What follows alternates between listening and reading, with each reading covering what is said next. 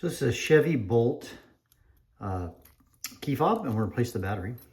The first thing you need to do is to pull out the key fob, or the replacement key. I've got a small screwdriver here. I'm going to push this button. I've got a small screwdriver here.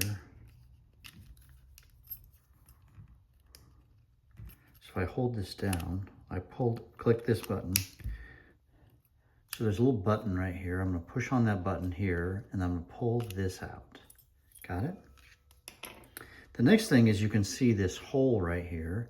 And in this hole, what I want to do is I want to take the key fob itself, and I want to pry it open. Now it's important that I pry it open. If you pull this in and you do this, you're not going to in too far. It's not going to be good enough. What you want to do is just put it in a little. I'll show you why that is.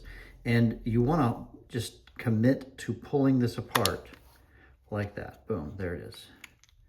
And now we have the open container.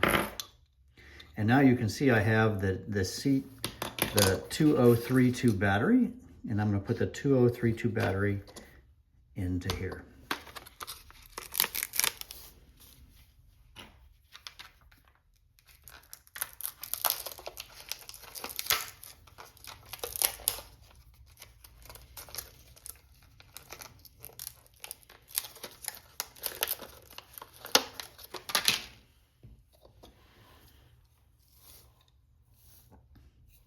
Now I have the new battery. Notice that this is the plus sign here, and the plus sign is not showing on the old battery.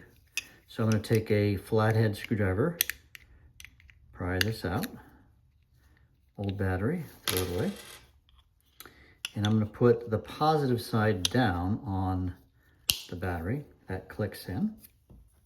And now I'm going to just take the process and go in reverse. I'm going to click this together. I'm going to commit to clicking it. I didn't do it. Boom, snaps right back in. And then I grab the key fob. Boom, done.